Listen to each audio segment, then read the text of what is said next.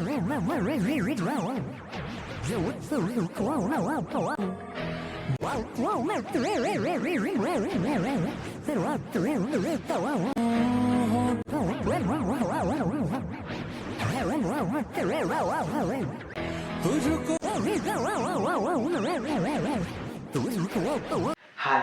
मैंने ये बगलूली देख ली और हाँ मुझे पता है मुझे बहुत ज़्यादा लेट हो चुका है, पर मेरे एग्ज़ाम चल रहे थे और मेरे खेतों के साइड बाढ़ भी आई हुई थी।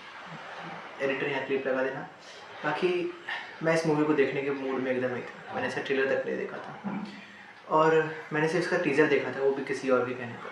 फिर मैंने बस इस मूवी का अगर कुछ देखा था वो था इसके रील्स, जो कि जब मेरा सामने पहला आया तो किसी का रोता हुआ, तो मुझे लगा कि इतना भी क्या खास है इस मूवी में।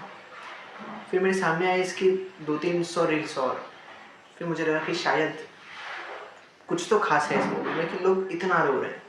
फिर वो हुआ जो तुम सोच भी नहीं सकते। चलो अच्छा एक बार गैस करो, छोड़ो मैं बतलाता हूँ। इस मूवी के रोने गाने की न्यूज़ टीवी पर आ रही है और उस न्यूज़ को मेरी मम्मी ने देख के कहा कि उन्हें भी ये मूवी देखनी है। फिर क्या, मैंने भी मूड बना लिया कि मैं भी इस मूवी को देखूँगा, पर एग्ज़ाम्स के बाद, क्योंकि एग्ज़ाम्स ज़्यादा ज़रूरी है इस मूवी से। और मैंने उसके बाद जब ये मूवी देखी तो मैं ये कह सकता हूँ कि ये मूवी इतनी भी ख़राब नहीं है जितना लोग इसके बारे में कह रहे हैं, पर ये इतनी अच्छी भी नहीं है कि जितना इसके बारे में लोग रो रहे हैं। बाकी हमारा मुद्दा ये नहीं है कि मूवी अच्छी है या बुरी, हमारा मुद्दा ये है कि जो मूवी को देख के लोग रो रहे हैं वो मूवी के लिए अच्छा है या बुरा। तो आओ यार, बिना किसी की लाइफ में मूली किए शुरू करते हैं। मूवी को देख के जो भी रोना गाना है वो ये बात को साबित करता है कि मूवी की ऑडियंस मूवी से पूरी तरीके से कनेक्ट हो चुकी है और हर मूवी का अपना खुद का एक मकसद होता है कि वो लोगों को अपने से कनेक्ट करे, और इसके लिए मूवी यूज़ करती है रस का, नहीं इस वाले नहीं, हिंदी वाले रस का नहीं, इसका भी नहीं, हिंदी व्याकरण वाले रस का। रस 9 तरीके के होते हैं, जिसमें बाद में 2 और जोड़ दिए गए तो अभी 11 तरीके के होते हैं, और हर रस का अपना खुद का एक स्थायी भाव होता है। अब स्थायी भाव जो होते हैं वो अपनी कंडीशन के हिसाब से किसी के मन में पनपते हैं, जो बाद में आगे चलकर रस को पैदा करते हैं। और एग्जांपल तुम ऐसा मान लो कि तुम कोई कॉमेडी मूवी देखो तो तुम्हारे दिमाग में हास्य स्थायी भाव पैदा होगा जो हास्य रस को पैदा करेगा। या मान लो कि तुम किसी सड़क से जा रहे हो और तुम्हें कोई मरा हुआ कुत्ता दिखता है तो तुम्हें उसे देखकर दुख होगा, जो कि तुम्हारे दिमाग में शोक स्थायी भाव पैदा करेगा, जो कि करुण रस को पैदा करता है बाद में। अब मान लो कि तुम जो कुत्ता देखते हो मरा हुआ वो किसी गाड़ी से बुरी तरीके से कुचला हुआ है, तो तुम्हें उसे देखकर घिन आएगी, जो कि विभत्स रस को पैदा करता है। तो ये जो रस है और जो इनके स्थायी भाव हैं, इनकी तुलना पानी के बुलबुलों से की गई है कि जिस तरीके से पानी के बुलबुले कुछ समय के लिए उठते हैं और फिर ख़त्म हो जाते हैं, उसी तरीके से ये स्थायी भाव भी मन में कुछ समय के लिए उठते हैं और फिर ख़त्म हो जाते हैं। ये स्थायी भाव अपने टाइम स्पैन को बढ़ाने के लिए तुम्हारे ही मन में से अपने अकॉर्डिंग किसी मेमोरी को ट्रिगर करते हैं, ताकि तुम उस स्थायी भाव को कुछ ज़्यादा समय तक अपने मन में बनाए रखो। तो मैं तुम्हें इतनी लंबी कथा कहानी सुना ही क्यों रहा हूँ, ताकि मैं तुम्हें ये समझा सकूँ कि मूवी किस तरीके से ऑडियंस को अपने से कनेक्ट करती है। मूवी अपनी कहानी से, अपने किरदारों से, अपने हीरो हीरोइन विलन सबसे तुम्हें कनेक्ट करवाती है, ताकि तुम मूवी को फील कर सको। और तुम खुद ही सोचो कि हमें हीरो हीरो क्यों लगता है और विलन विलन क्यों लगता है, हमें हीरो अच्छा क्यों लगता है और विलन बुरा क्यों लगता है। अगर विलन किसी को चाकू भी मार दे तो तुम्हें बुरा लगेगा, लेकिन अगर हीरो किसी का सर भी पूछ दे तो तुम्हें फ़र्क नहीं पड़ेगा। अगर विलन मर भी जाए तो तुम्हें फ़र्क नहीं पड़ेगा, लेकिन अगर हीरो को सिर्फ मरने वाली हालत में देख लो तो तुम्हारी सांस अटकने लगेगी। क्यों? क्योंकि तुम मूवी से कनेक्ट कर चुके हो। थैनोस जैसे विलन को भी लोग गलत नहीं मानते, लेकिन कुछ मूवी डायरेक्टर्स और डायलॉग राइटर्स ऐसे हैं जिनको if you know you know. बाकी देखो, हर मूवी का एक मेन मकसद है कि वो अपनी ऑडियंस को अपने से कनेक्ट करे। यही काम किया सैयारा ने। सैयारा आजकल के टीनेजर्स को, यंगस्टर्स को और ख़ास करके जेन ज़ीज को टारगेट करती है, क्योंकि उनके रिलेशनशिप्स कैसे चल रहे हैं तुमको तो पता ही होगा सोशल मीडिया के माध्यम से। बाकी इस मूवी की मेन कहानी क्या है? एक हीरो है, एक हीरोइन है, दोनों को प्यार होता है। पर यहाँ पे आता है स्पॉइलर। हाँ, स्पॉइलर अलर्ट। अगर तुमने मूवी नहीं देखी होगी, तुमने अब तक देख ही ली होगी या तुम्हें कहानी पता चल ही चुकी होगी, लेकिन फिर भी मेरा फ़र्ज़ बनता है कि मैं तुम्हें स्पॉइलर के बारे में बता दूँ। तो स्पॉइलर कि यहाँ पे अपनी हीरोइन को अल्जाइमर है, वो सब कुछ भूल जाएगी इंक्लूडिंग आवर हीरो। लेकिन फिर भी अपना हीरो तो हीरो है, वो लड़की का साथ थोड़ी छोड़ेगा। वो बोलेगा ऐसे कैसे, अपनी हीरोइन एक मोमेंट पे आने के बाद लड़के को चाकू तक मार देती है, पर हीरो बोल रहा है ऐसे कैसे, मैं कैसे छोड़ दूँ अपनी हीरोइन को। और यही था वो पॉइंट जहाँ पे लड़कियाँ फिदा ही हो गई कृष कपूर पे, कि हमें भी तो यही लड़का चाहिए कि मैं उसे काट दूँ, मार दूँ, पीट दूँ, सीमेंट में भर के भले ही नीले ड्रम में डाल दूँ, पर मुझे मेरा बंदा मेरे साथ खड़ा चाहिए तो चाहिए। और मूवी में का एक और मोमेंट है जहाँ पे अपनी वानी बत्रा अपने कृष कपूर को छोड़ के चली जाती है, इसलिए ताकि अपने प्यारे कृष कपूर जी अपने करियर में आगे बढ़ सके और लड़की के चक्कर से निकले, अपना करियर बनाए, कुछ नाम बनाए, अपने सपनों को पूरा करें। और यही आता है लड़कों का ट्रिगर पॉइंट, जहाँ पे वो खुद लड़कियों को रात रात तक मैसेज करें कि अंदर क्या पहनी हो, पर कल अगर वही लड़की उन्हें दिन में उनके काम के समय पे कॉल कर दे तो उन्हें अपने करियर की चिंता सताने लगेगी कि ये मुझे मेरे करियर पे ध्यान नहीं देने दे रही, 4 पैसे नहीं कमाने देती। तो देखो ट्रिगर तो दोनों हुए। बाकी जेनजीज के बारे में तो जानते ही हो कि उनके रिलेशनशिप कैसे चलते हैं। उनके रिलेशनशिप कम, सिचुएशनशिप, फ्रेंडशिप और पता नहीं क्या क्या भाई साहब, तुम समझ गए होगे कि ऐसे समय में जब एक लॉयल लव स्टोरी वो देख लेते हैं तो वो लोग पूरे बौरा जाते हैं कि ऐसे प्राणी भी एग्जिस्ट करते हैं धरती पे, और अगर करते हैं तो वो हमारे पास क्यों नहीं आते। बाकी वो लोग जो इस मूवी को देख के सच में इमोशनल हो रहे हैं, मुझे उनसे कोई दिक्कत नहीं है। दिक्कत उन लोगों से है जो कि बहती गंगा में हाथ धो रहे हैं और व्यूज़ कमा रहे हैं, व्यूज़ के लिए नौटंकी कर रहे हैं। क्योंकि देखो 10 में ईमानदारों में से अगर एक बेईमान भी निकले ना तो तुम 9 पे शक करने लगते हो, और यहाँ 10 में से तो कम से कम 7 ही व्यूज़ के भूखे हैं, तो तुम बाकी 3 पर शक क्यों नहीं करोगे। बाकी देखो यार, जो व्यूज़ के भूखे हैं मुझे उनसे भी कोई दिक्कत नहीं है। व्यूज़ कौन नहीं कमाना चाहता, तुम नहीं कमाना चाहते, मैं नहीं कमाना चाहता। मैं ये वीडियो बना ही क्यों रहा हूँ, ताकि मुझे व्यूज़ मिले, इंगेजमेंट मिले। बाकी इससे याद आया, वीडियो को लाइक कर देना अगर वीडियो पसंद आए तो देखो यार, पर दिक्कत यही है कि तुम व्यूज़ कमा रहे हो, तुम उसे एक्सेप्ट करो कि तुम व्यूज़ कमाने के लिए कर रहे हो, जैसे कि मैंने अभी जस्ट किया। पर अपने कुछ लोग हैं जो इससे भी ऑफेंस हो जाते हैं कि कैसे तुम कैसे बोल दे रहे हो कि हम व्यूज़ कमाने के लिए कर रहे हैं, तुम्हें हमारे इमोशंस की चिंता नहीं है, हम इंजॉय कर रहे हैं मूवी को।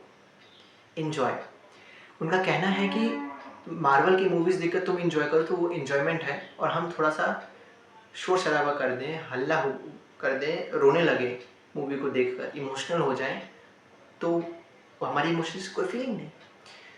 तुम एक बार ये क्लिप देखो।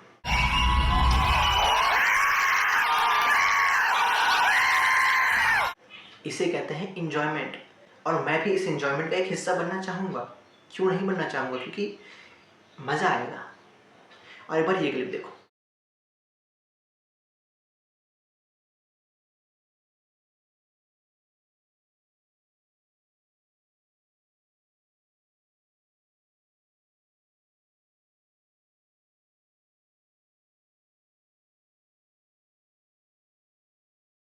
कुछ याद आया? दिमाग पे जोर दो, याद आ जाएगा। छोड़ो, मैं बताता हूँ। ये क्लिप देखो।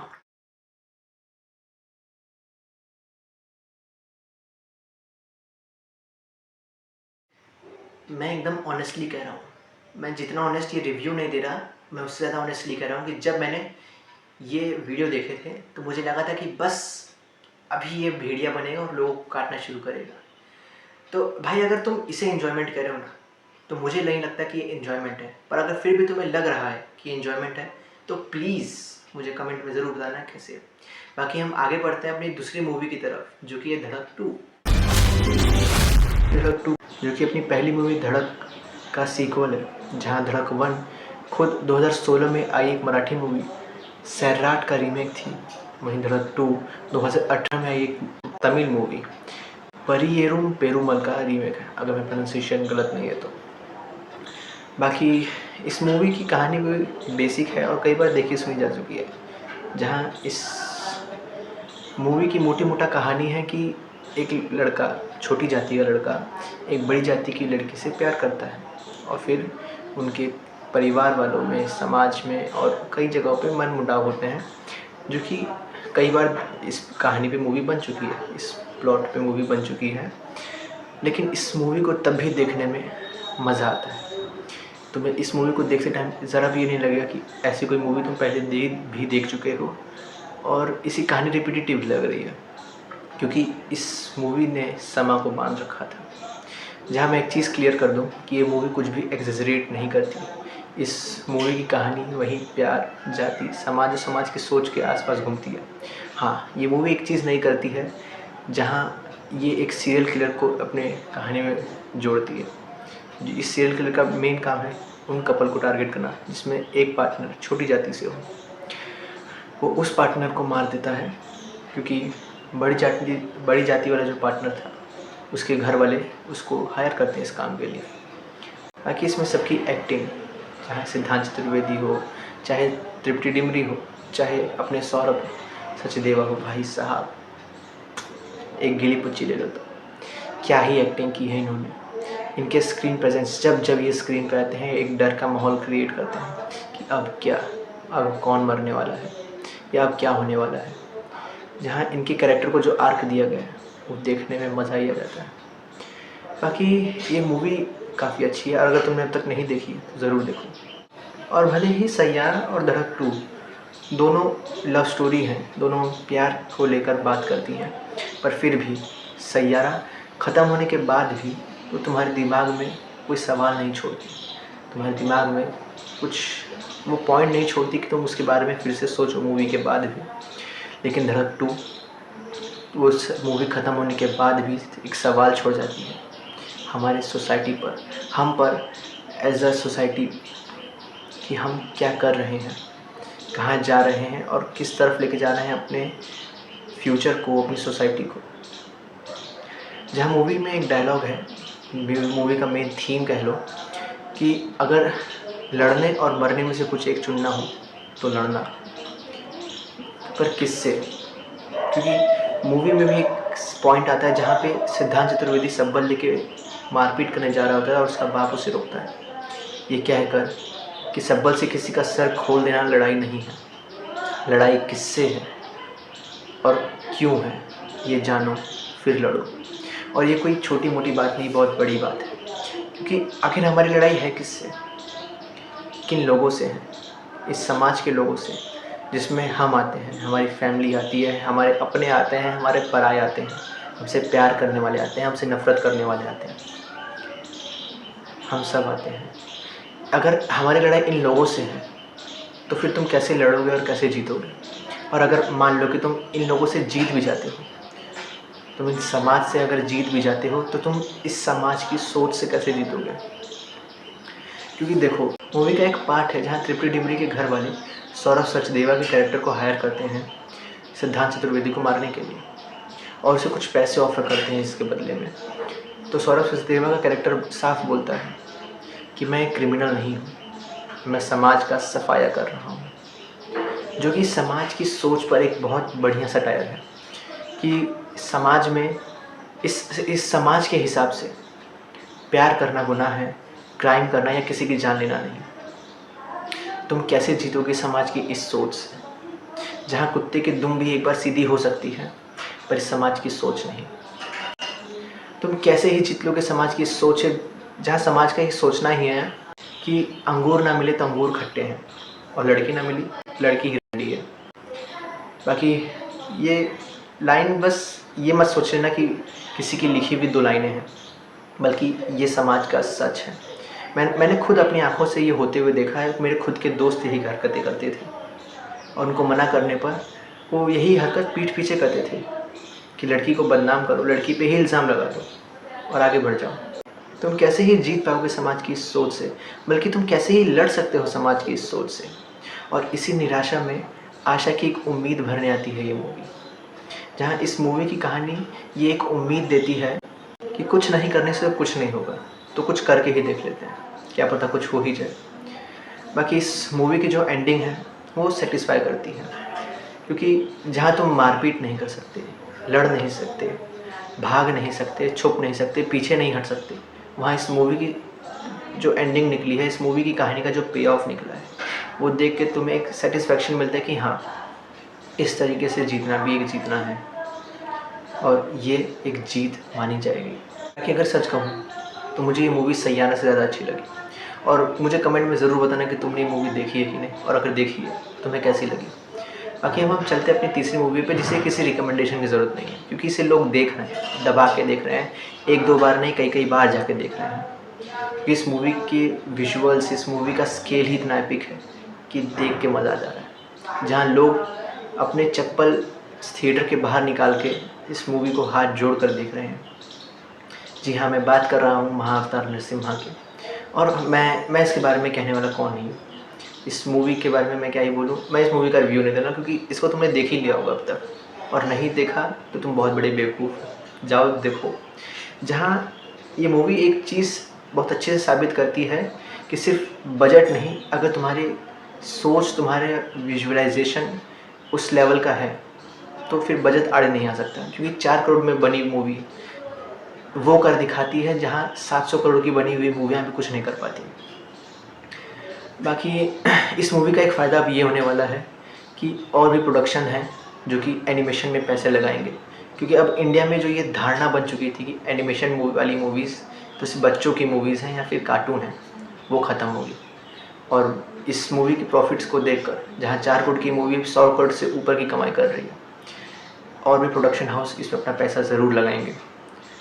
और बाकी होम बाले फिल्म्स जो इस मूवी को बनाई है, उसने तो अपना पूरा स्लेट 2037 तक का सामने ला ही दिया इस मूवी की कलेक्शंस के पहले ही, कि मुझे घंटा फ़र्क नहीं पड़ता है ये मूवी कितना कमाती है, मुझे मूवी बनानी है तो मैं बनाऊंगा। जहाँ होम बाले फिल्म्स भगवान विष्णु के हर एक अवतार पर, उनके 10 अवतार पे मूवी बनाने वाली है, और 2037 तक तैयार रहना, क्योंकि उनका स्केल अब बढ़ने वाला है। क्योंकि जब 4 करोड़ में वो ऐसा प्रोडक्ट ला सकते हैं, तो अब तो वो 100 करोड़ के ऊपर कमाई कर चुके हैं, तो वो कैसा कैसा प्रोडक्ट लाएंगे। बाकी मुझे कमेंट में ज़रूर बताना कि तुमने कौन कौन सी मूवीज़ देख ली हैं और तुम्हें वो मूवीज़ कैसी लगती हैं। और अगर तुम मेरी किसी बात से एग्री करते हो या डिसएग्री करते हो तो वो भी मुझे कमेंट में ज़रूर बताना। अगर तुम्हें वीडियो अच्छी लगी हो या मेरी किसी भी बात से एग्री करते हो तो वीडियो को लाइक ज़रूर करना, और ऐसी ज्ञानवर्धक बातें और सुननी हो तो चैनल को सब्सक्राइब भी कर लेना। और वीडियो कुछ ज़्यादा ही पसंद आ गई हो तो अपने दोस्तों के साथ शेयर भी कर देना। और मेरे सोशल मीडिया हैंडल्स के लिंक डिस्क्रिप्शन में दिए हुए हैं, तो उन्हें वहाँ जाके फॉलो भी कर लेना। बाकी तुमसे मिलते किसी अगली वीडियो में। मैं भी चलता हूँ, मैं पंखा चलाने, क्योंकि मुझे भी गर्मी हो रही है। बाय। हर हर महादेव।